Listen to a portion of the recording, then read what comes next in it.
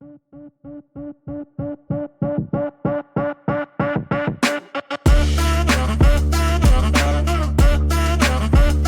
is episode 69 of the Hybrid Coaching Podcast. In this episode, JK and I are going to discuss some travel tips that he has when you're on long flights, especially when you're traveling from Australia to anywhere else in the world, or when you're just making those long trips across the ponds. We also go over how long should your long runs be, and we answer some listener questions. You might even hear when JK could be doing his first DecaFit. Let's make hybrid fitness work for you.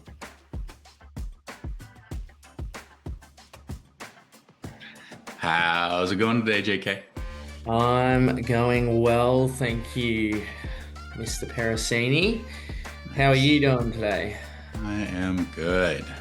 You made me wake up early because you're on the other side of the world. I didn't make you do anything. So now instead of staying up late or doing this in the afternoon, I'm now early. Well, it's your afternoon. So you're going to be the one that's a little bit more peppy up today. But also, you didn't have to put my programming in 24 hours in advance this week because I'm on the other side of the world. That's true as well. But That's true. Yes, so I am in London. Arrived in London on Sunday afternoon. Pretty much, I think I said this on the last podcast, but a 24-hour door-to-door travel experience. And 2 nights into my London stay now. So yeah, it's good to be over here. good. First off, I always have your programming up. And by the way, uh, I have your stuff up right now, all the way through Hamburg. I know you can't see it all, but it's all the way through Hamburg, and I think it's up to the Monday after when you travel home. Don't tell me that. I'll literally go have a look right now. Well, you can't. I don't think you can see more than 7 days in advance. No, that's true actually on Fitter. Yeah. So, Yeah. No, I'm not you always like don't get me wrong, you do always have my programming up. But for the listeners, right, due to time zone differences, Anthony's told me before, like you get my programming up. You have to get my programming up earlier than others because I'm in Australia and we start the week off earlier yeah, than anywhere else in the world, right? So right. that's where we're going from here. And that's what it is. Like I will be, um, what is it? I have it programmed. I usually program on my Excel sheets. I just program through there, and then I transfer it over to Fitter. Um, and I do it.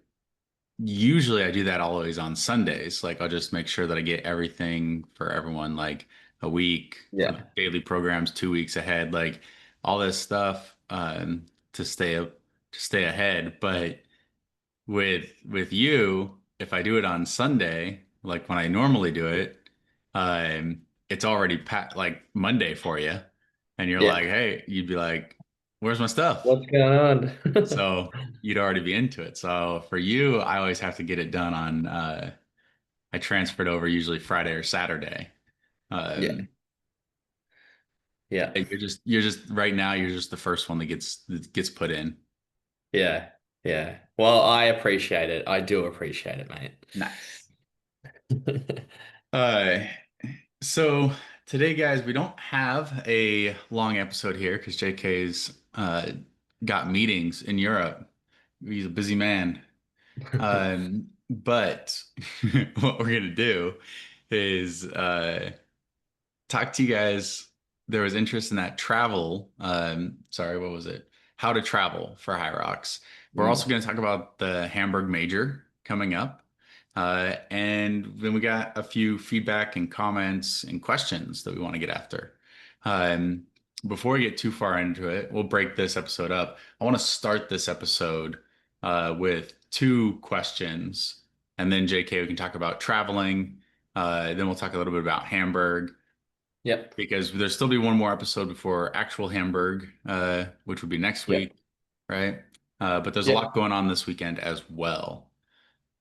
and then we'll talk. Yeah. And so more questions after that, depending on how far we get. Yeah, cool. All right. Sounds So good. these first two questions, I just want to read out. Why are you laughing?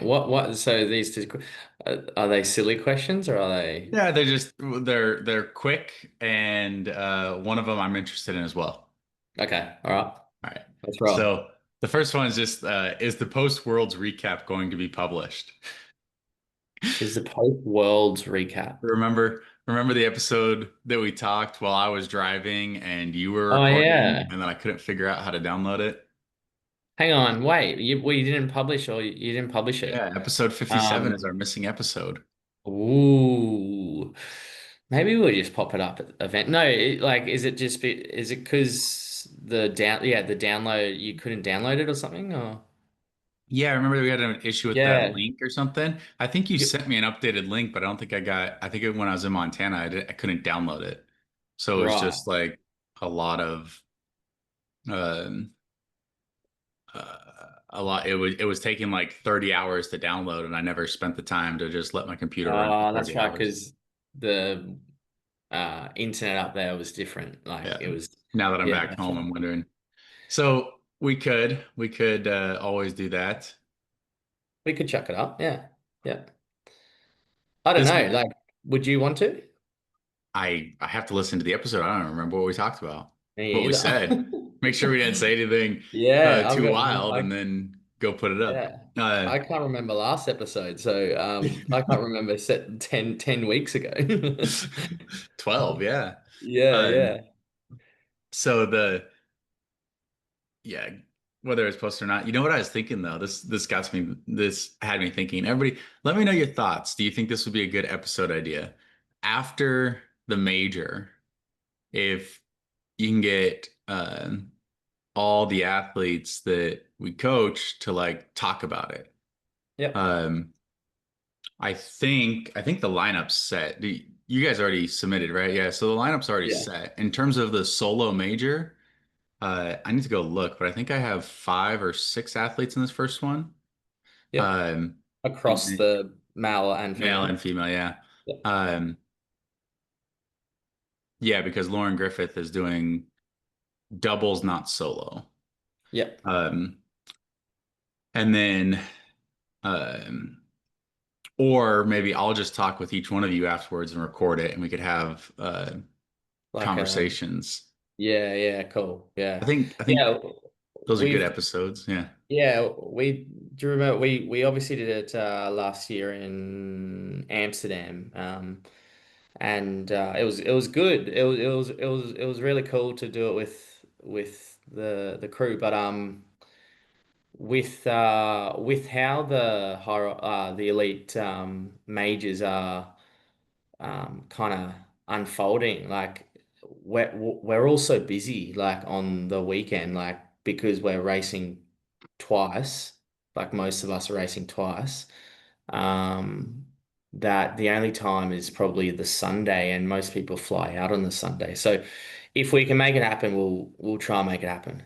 So are we gonna maybe we'll wait till next week to announce the other one? Yeah, and the other one, yes, correct. Yes. Yeah, yeah, Uh yeah. Yes, that okay. sounds good. Because that one's exciting. I'm excited for that one. It's been in the works for like a couple months though. I hope everybody knows. Yeah, Uh, and also, by the way, just quickly, and this is gonna probably spoil it, but did you see it got? Did you see that? Oh, I'm yeah. gonna spoil it. Yes, yes, That yes. record got No. got broken. You don't have to Yeah. say it. Let's wait till next week. Tune in Okay. All next right. week to hear about it, Yeah. okay? I'm super keen. By the way, I'm super keen to get your analysis on what we need to do.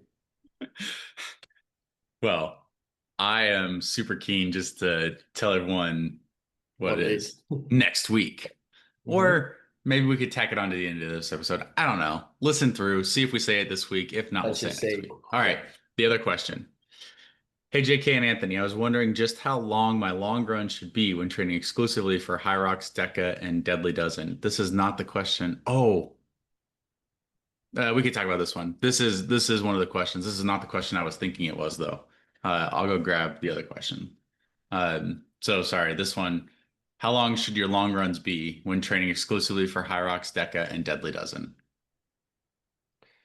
Uh, I guess like my first response to it is like it again, sorry to say, but it depends on um when those races are and what your priority is. Just an example, if you were only racing Deadly Dozen and Decker, I'd probably say your long run per week, if it is per week, doesn't need to be as long as if you were doing a high rock. So, like when you say high rocks, Decker, Deadly, well, in my eyes, it's got to be the priority is of course making sure that it's long enough for high rocks because the high rocks is the longer event, number one. Um, and to answer it, right? Well, I'll just give you an example. I'll just give you an example of what obviously Anthony provides me with my long runs building into a race specifically for high rocks. I build up to about I'm probably going to say a 1 hour 35 to a 1 hour 40 minute run, easy pace. And that's me who's trying to run let's just say a 55, a 54 minute high rocks. So it is you know, somewhat longer than obviously your time domain that you could do the race in, but there's no clear cut of how long it should be. Just like on this as well, um, I purposely said time domain um, Yes. because I personally think time domain is more important than um, you know, having to do 15-kilometer easy run today or having to do 18 kilometers. I think the time domain and doing it under time is a lot more, I guess, easier for brains as well. Not having to stick to a certain pace, even subconsciously, right? So, look, I kind of didn't answer the question, but what would, if you, Anthony, like to answer the question, if you had a staple rule for that, then would there be a rule of like what would your long run be? Like bit like what would your weekly long run build to be? Right. So if I'm telling somebody a long run, the first thing is train to your longest, cut down for your shorter. So Yep. of those three races, High Rocks is the longest, so that's the one we're training to. Yep. And then we would cut down after that. So within a build, your longest long run, right, is going to be at least at a minute. Usually I do at a minimum the duration of your race, right? At a minimum, Um, yeah. that's like an absolute minimum, and I actually do it like 120% of your race. So like I like to do 20% more, with the caveat that like if you're going over about 2 hours, or Yeah. 2:15, uh, you don't need to go any further because then you're getting into like training for marathon type status, right? Yeah. So we're talking about um, if somebody is a 90-minuter, um, have them do 100 and maybe 110 minutes, like Yep. 105, something like that. So like an hour 45. Mm. Uh, you like usually it's like, okay, we wouldn't have to go over 70 minutes. Um, but I kind of, when you do those long runs, you kind of feel good for the first 70% of them, and then you're kind of fighting on the back end depending on how much further it is than what you normally do.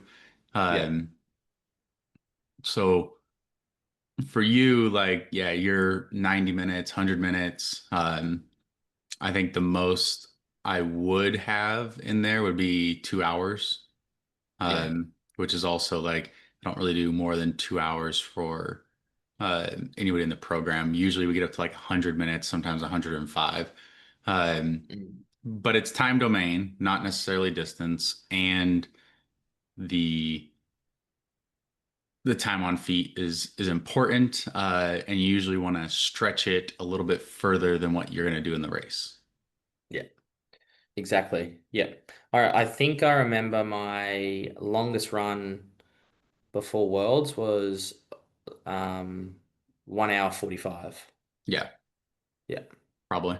But that'd be Yeah. like your longest one. If you're talking about how long is your long, like your long run's Yeah. gonna vary. That's one of the things That's I most commonly like um, go three weeks up, one and then a step back. Like so you build for 3 weeks deload. The long run, whenever I program is always like the easiest one for me because I'm like, okay, how long where do I want to start yet? What do I want to cap yet? All right, let's yeah. build there. Let's take a step back. Build there, take a step. So you're always Yeah. progressing towards that good time on feet. Yeah. And Yeah. sometimes we throw quality in there. Sometimes I'm like, all right, yeah, somewhere in this run, or usually it's like somewhere in the last 5K of this run, do 6 strides. Yeah. Yep. Or Um, a cut down. The last 3K is cutting down to a certain pace. Yeah. Yeah. all right. Um, So I just found a whole bunch of more questions, especially one of them is on that post from the hybrid engine that you collaborated with yesterday. Yeah, Um, cool. but I have other questions I got. So what I want to do is there's a lot of them. Let's save our Hamburg preview for next week. Hmm. And let's discuss really quick because this is one of the questions. Let's make this a question episode. Traveling. We were going to talk about traveling anyway. We got a couple questions on traveling. So, JK, what are best practices in traveling for a race? We used to call these when Lauren and I started doing High Rocks. These were racecations, right? Yeah. Yeah. We'd have destinations we'd fly to. She'd race, and then we would just explore the cities. Uh, Yeah. but we would fly in like morning of, night before type of stuff, and then go to the race. Mhm. That's changed with how much Hyrox has grown and everything. It's worth it to be there a little bit early, um, and that's different for everyone. We're Lauren gets there like 2, maybe 3 days early. Mm. Not very long because priorities are she doesn't want to be away from Lily like that long. Yeah. I would say me, but I think it's Lily. And then It's definitely you as well, mate. It's and definitely you. uh, but for you, just because of where you're located on Earth, you have to go not just around pieces of the globe, you got to go up a Yeah. hemisphere and then around. So um, basically, anything that's not in Australia, and even if it is in Australia, if like Perth is what, a 5 hour flight, um, anything that's not nearby you, meaning that it's less than an hour and a half away, you're actually traveling like 8, 9 hours or more to get to Yeah. your destination. But I think what really gets people is not necessarily how long the travel is, although that does make a difference. It's the time zones. I think the Yeah. time zones are really what affect people a lot. So let's talk about how do you adjust for that? What do you do for that? What are some best practices for traveling? Yeah. Yeah. So, the first thing that I'll say about it is like whether you feel it or not, any form of travel, well, more so air, airplane travel, your body's going to be under stress and more stress than normal. Um, so my question with this is, what can you do to try to like de-stress yourself um, before, during the flight, and then afterwards. And things for me personally that I do are very kind of small kind of routines or habits, but that go a long way in I guess like limiting as much stress as possible, such as I want to make sure that before the flight, I have moved and I continue to move my body, not too aggressively or too much. But I've moved my body so that I feel that the X amount of hours, days, sometimes sitting down on that plane is definitely okay. Um, I definitely before the flight as well. I personally prep my nutrition and not only that, but I have a plan of attack when I'm going to actually eat in like on my travel. And just an example of that, right? I left Australia about midnight on Saturday night, and I prepped all my meals to fly with, and I made sure that I tried to eat those meals on or in London time, if that makes sense. So I'd try to get my metabolism, I guess, used to, okay, it's 7, 8 a.m. now, so it's breakfast time. It's lunchtime, London time, lunchtime. I'm gonna eat now, dinner time, etc. So you're trying to get familiar with the time zone, right? With your nutrition aspect, and then obviously that's the same thing that's very important with respect to your sleeping schedule. I've never used that app that people talk about, that you can download, and it pretty much tells you when you should, like a few days before you fly, when you should be going to bed and whatnot. I've never used it, but Anthony, do you know the app that I'm talking about? Um, I'm not where you sure. can kind of pretty much you can put in where you're traveling to, and it pretty much tells you, okay, if you're Um, traveling here, I think I think Kate Davy told me about this, where like yeah, you put it Kate in and Davies. it'll adjust your sleep a little bit each day or something.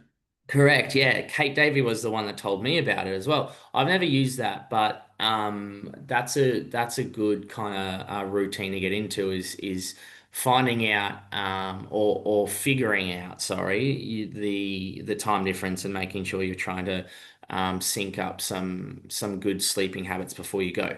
Um, Now, on top of that, right, as much as I do try to move on the flight, or flights or travel, I do try to take the opportunity to sleep as much as I can as well, because there's no other time in my life that I will be seated or like half laid down for 24 hours or 12 hours even. So take that opportunity to actually rest.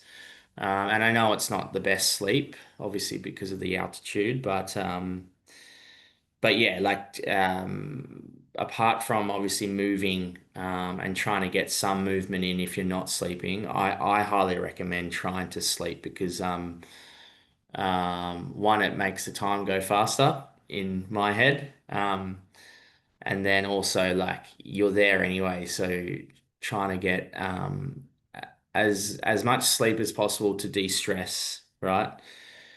And then I guess like talk about post flight or post travel, depending on how you feel, depending on how you feel. And that's something that you personally, if you're listening to this, you're the only one that can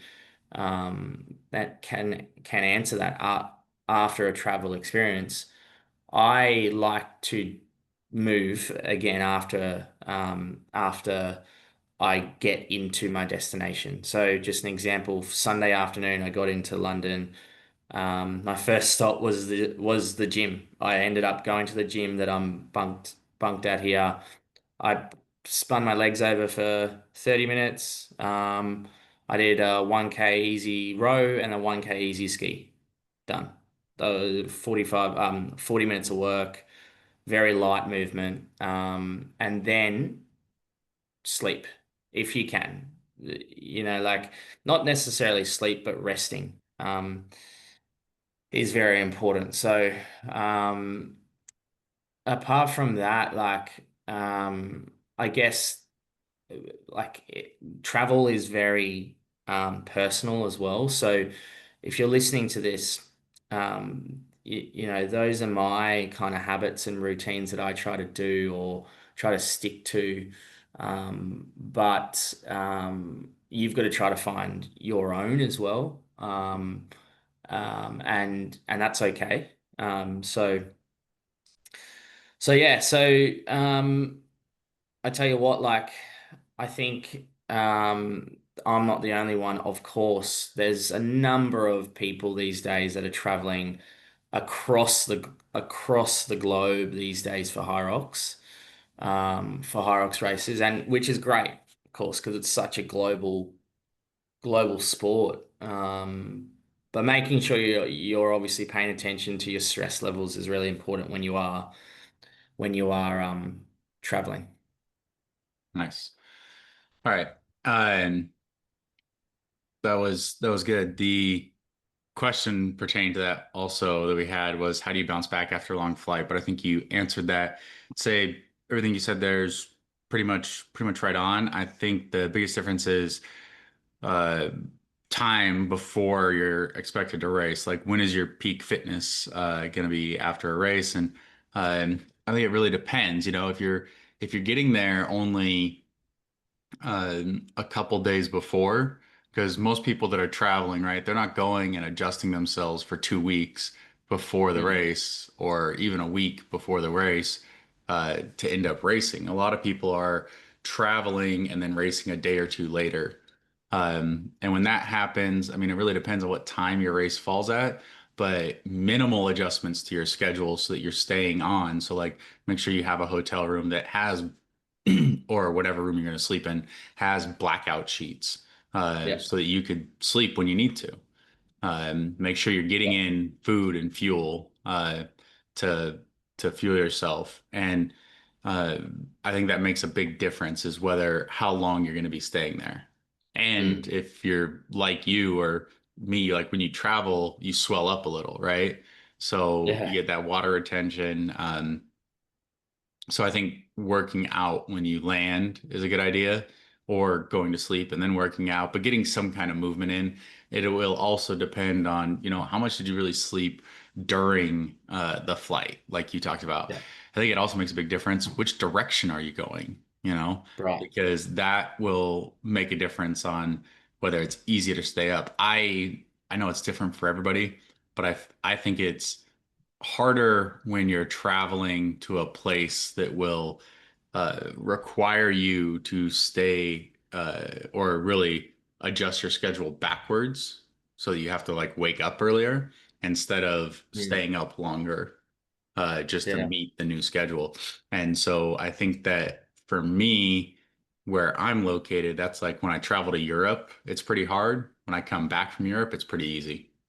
Mm, When I I've never done it, but I'm assuming traveling to Australia, which hopefully we do in December here, when I go that way, I'm losing a whole day anyway, so I'm not going to know what the heck's going on. yeah. Yeah, that's right. Yeah. I've personally found it easier to acclimate to Europe for some reason from Australia to than Australia to America. So you're saying the Um, same thing that I just said, yeah, right? Like, that's the same thing, right? Yeah, yeah, yeah. And hey, like everyone's different, right? So right. everyone's different. Yeah. And so is it when you go back home from Europe, is it harder for you to get back into it? Because that Yeah. Yeah, it definitely is going back home, which like in hindsight, it doesn't matter because it's after a race. Well, like it yeah, does matter, but it doesn't it really doesn't. because Yeah, yeah. That's What you said that's something our like 1 philosophy, minute. guys. That's Yeah, that's kind of like whatever happens after the race, we don't care. We're just trying to get through the race the best possible, that's and it. then Yeah, things you can go said to that the other shit for day. like a couple Yeah, days afterwards. yeah. We can care about that when it happens. Yeah, Yeah. for sure. That one's like take it how it comes, but getting up to the race, getting through the race, and then once you cross that finish line, it's like, okay, good luck. And Yeah, that's the way, like with the solo being first, even, it's like, okay, through the race, boom, you're yeah, good. Okay, now we can think about doubles. All right, now you need to get yourself ready for doubles. Makes it a little bit harder. Okay, and then like whatever's after that, right? yeah, You can go definitely. crash and, but you could like sleep for 3 days for all I care, right? Because you're not going to Yeah, be doing a lot anyway. yeah. Correct. Yeah. All right.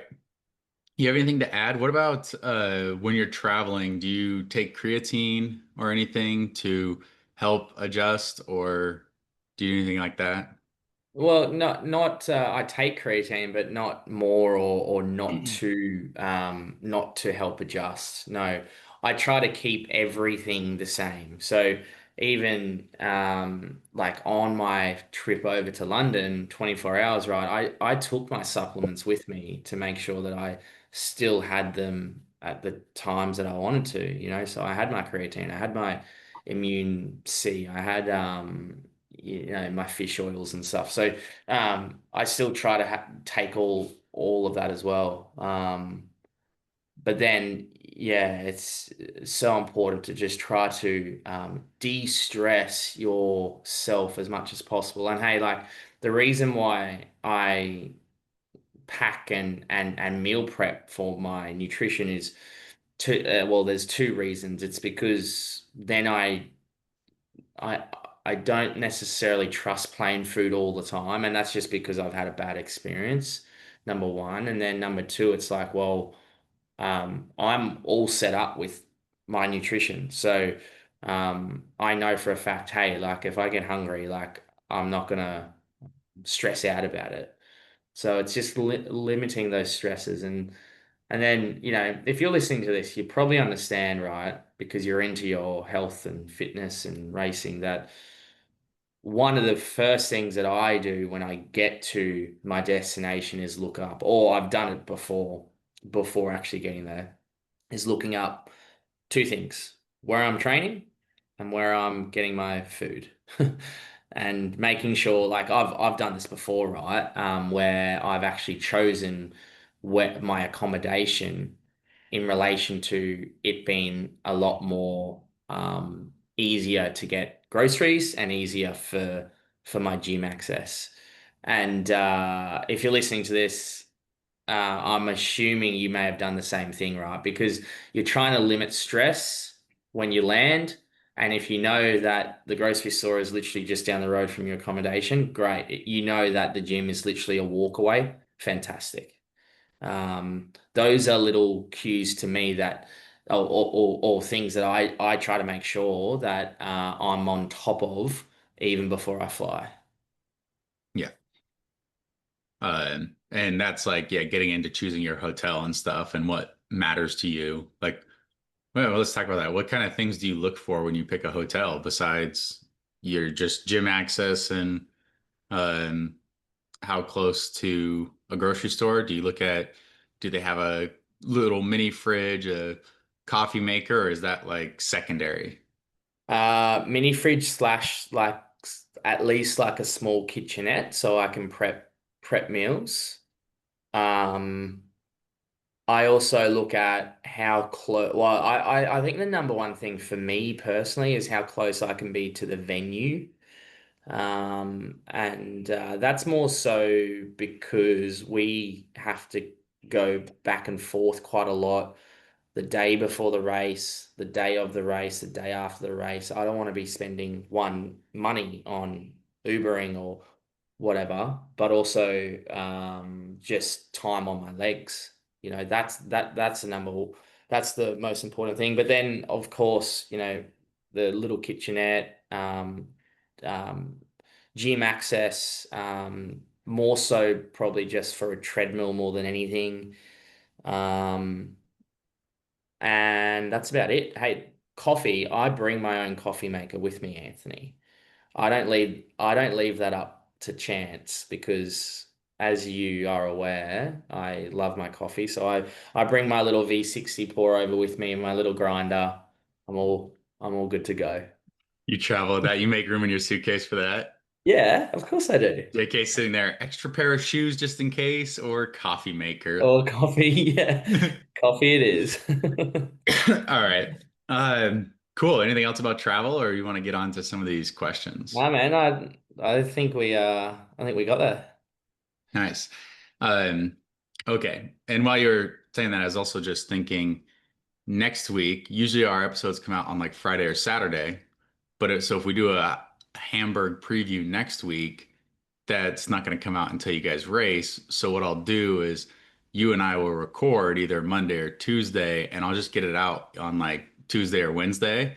And then Yeah. hopefully we get the like episode with the you already shaved your head. Yeah, Um, did you? the, No, yeah, but I've got to do it. I'll oh definitely yeah, have to do another one in a week. the uh, the episode with the athletes that we can do right after the major. I'll try to get that out as soon as possible. So you might be getting a 3 or 4 day between episodes coming Yeah. up, guys. Yeah, That cool. way we can have the preview up and the post view. All Yeah. right, questions. The obviously I already read the first couple. If an athlete was going to pick a travel event, what is the best combo of city venue race? Yeah, I saw this is this a comment on This is a the comment. Yeah. So the my question post? here is Yeah. like, what do they mean by race? Like which which type of race, or are we talking only a high rocks?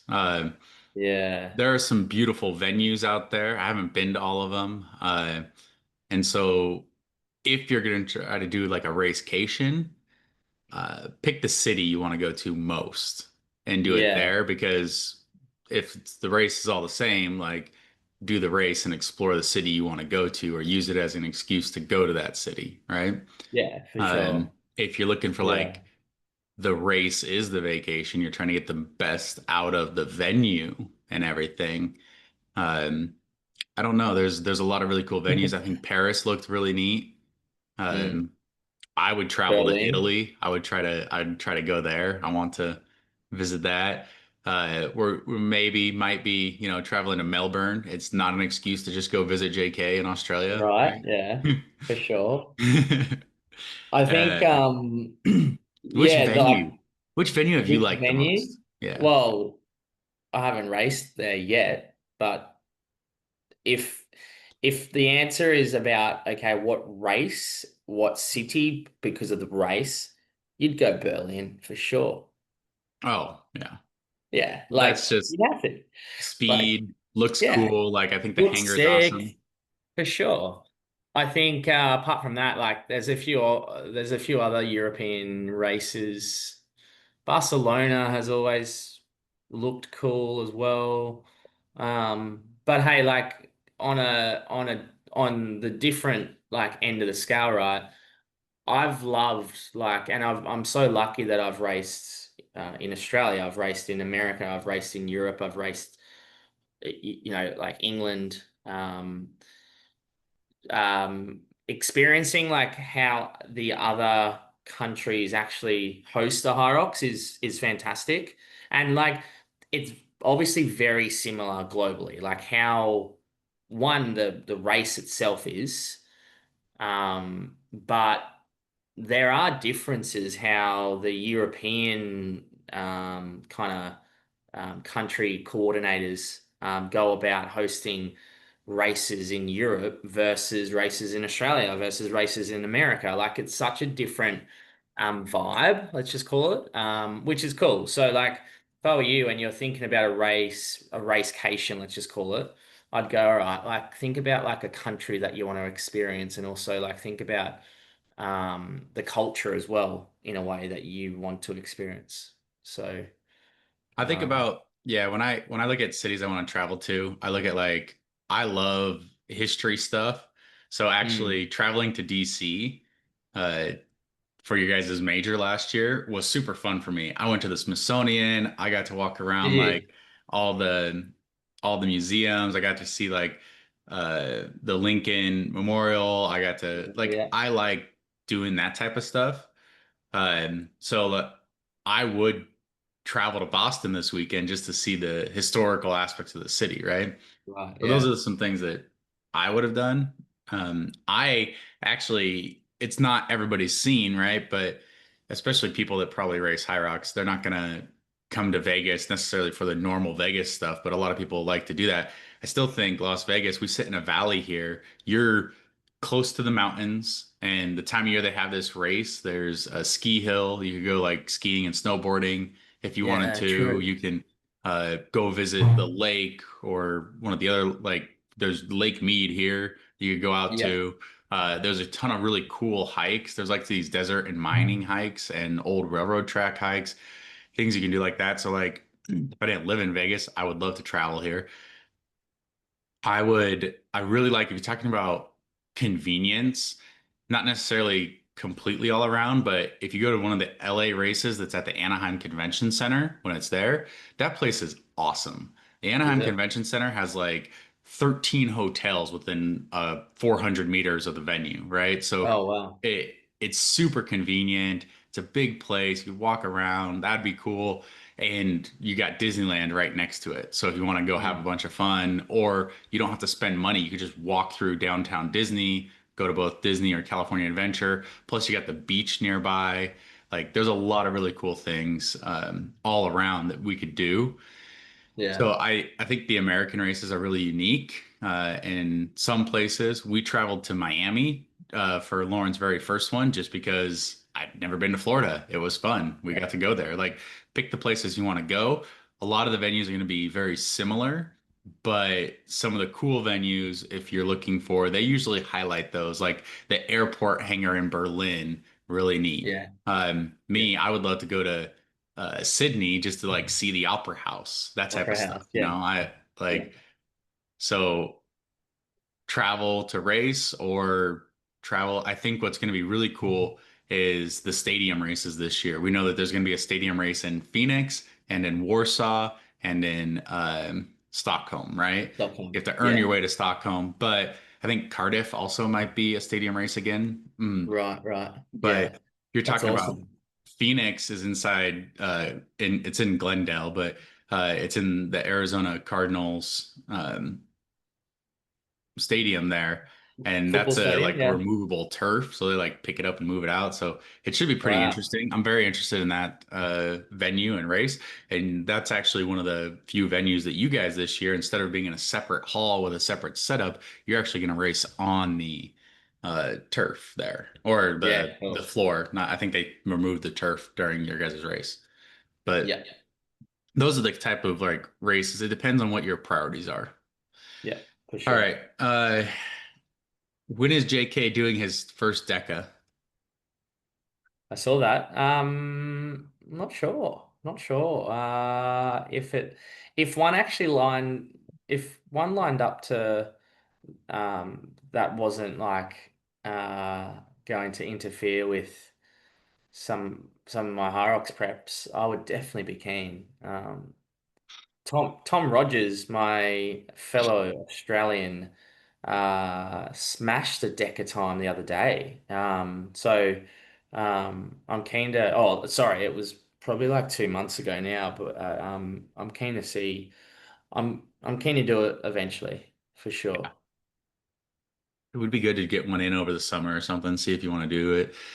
Uh, Yeah, I mean, Worlds this year is the week before Melbourne, so I don't think you're flying to the US and then flying back. So, probably not. all No, no. right. Well, we'll see when JK does his first DECA.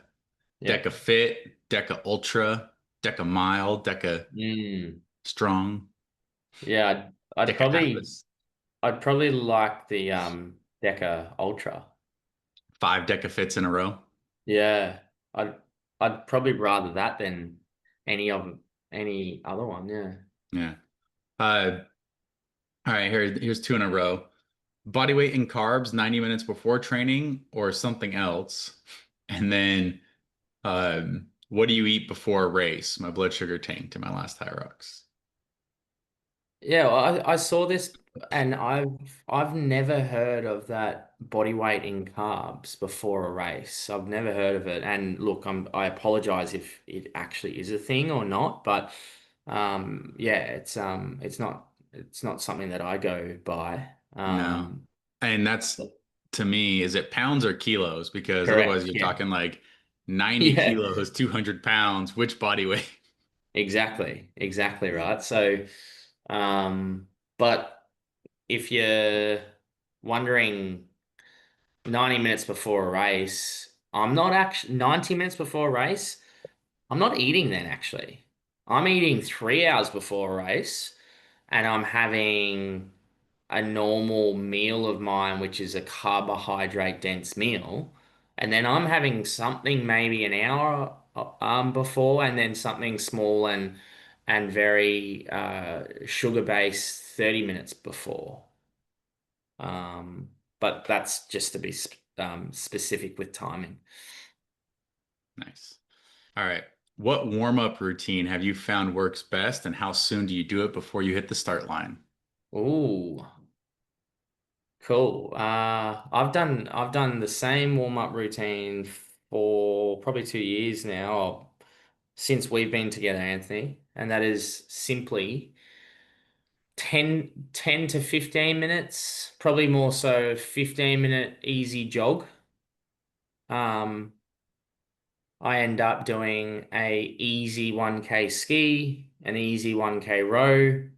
In between all this, I'm stretching, I'm moving as well. If I feel like I need to do a few push-ups or burpees, I will, but that's just kind of like on the fly. And then I end up trying to do maybe 4 to 5 um 20 seconds strides, sprints. And then I'm kind of good to go. I don't do much else. I don't touch the sleds. I don't necessarily have to do farmer's carry or lunges or anything. I just warm up my body so it's ready. Not necessarily warm up my body for the stations though. Yeah, I Um, think we've yeah. I think we've actually done this before in terms of like what is your warm up. So if you guys want to look back in a different episode, but yeah, usually just like get your body warm, start movement. Uh, One thing is like don't be too rigid in what you have to get done. Don't be like, okay, I have to do this and I have to do it for this Yeah. long because you're gonna get thrown off. There's a lot of people warming up. Maybe the rower's not available when you need it, so you have to change and do something else. So if you're too rigid in your warm up and you're like, oh no, I didn't get to do this, don't worry about it. Like just make sure you're getting your Mm, body warm. Do some other mobility, do some stretches. You could do like jumping lunges, you could do walking, whatever, something, do some strides, do some ski. Um, but really, yeah, like unless you really don't have access to a sled and you've had to substitute it for something else, when you're fresh and in the warm-up area, it's not going to feel the same as when you're in your race. So yeah. don't like mislead yourself there. Yeah. Um, but yeah, that's just kind of the way I look at it. Like be fluid in what you're allowing yourself to do in your warm-up. Yeah, for Have your sure. like things you want to hit, kind of, but don't be rigid in what you have to do. Yeah, yeah. Like have the staple movement and heart rate response that you want. But as you just said, like especially in warm-ups at big events, right? There's hundreds of people in there now. So if you're going to be too rigid, then you're gonna there's a potential that you'll stress yourself out even before the start line. All right. This is probably the last question we're going to get to because I know you got to jump. Would having more rest and mental preparation equip you for a better race day performance?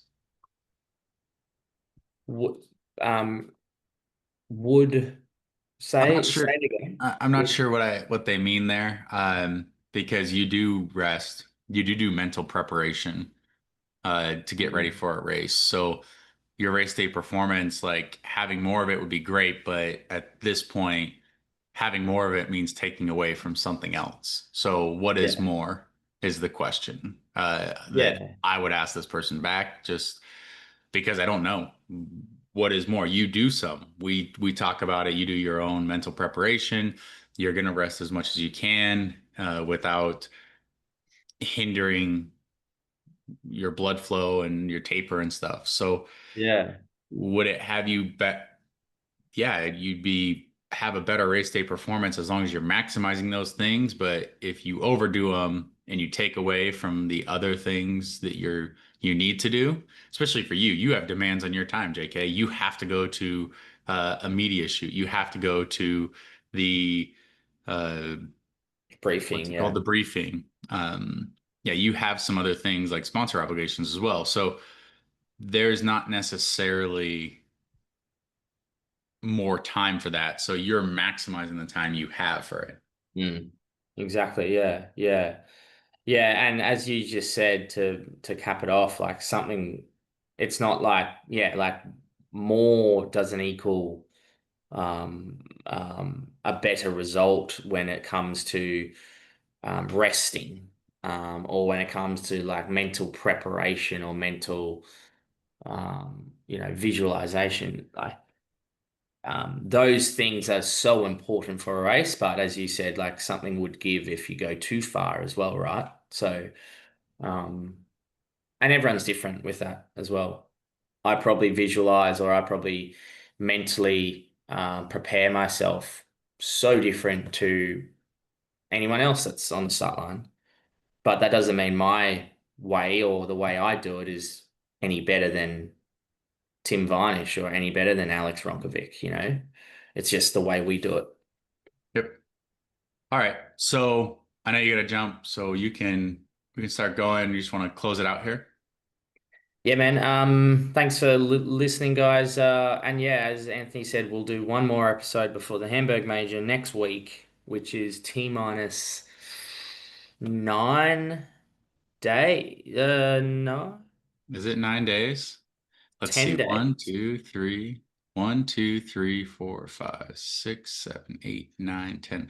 I got 11, but I'm counting today still. So Okay. All we're right. So recording this on Tuesday, guys, yeah, the 23rd. It's morning for me. It's afternoon for JK. So maybe T like 10, 11 minus. days left. This Yeah, will come yeah. out probably on Thursday or Friday this week, which means we'll be about a week out from the Week race. out. Week And out. then Super next exciting. week, look for our episode either on Tuesday or Wednesday, and then maybe a follow-up episode on Sunday or Monday. Yeah, that sounds good. Thanks for listening as always. If you have any And questions, jk.jameskelly on Instagram. yep. And if you want to follow us, guys, the hybrid engine on Instagram is mine. And if you guys have questions or comments, you can leave a review. That will really help out on any platform you listen to, but Spotify, YouTube, really helps boost it. And leave those 5 stars. Could only take a couple seconds. Thank you, everyone. Have a great day. Thanks, guys. Thank you for listening to the Hybrid Coaching Podcast. If you'd like to reach out and get in contact with us, you can email the Hybrid Coaching Podcast at gmail.com, or you can find us on Instagram either at the Hybrid Engine or at jk.jameskelly. Thank you for listening. Have a great day.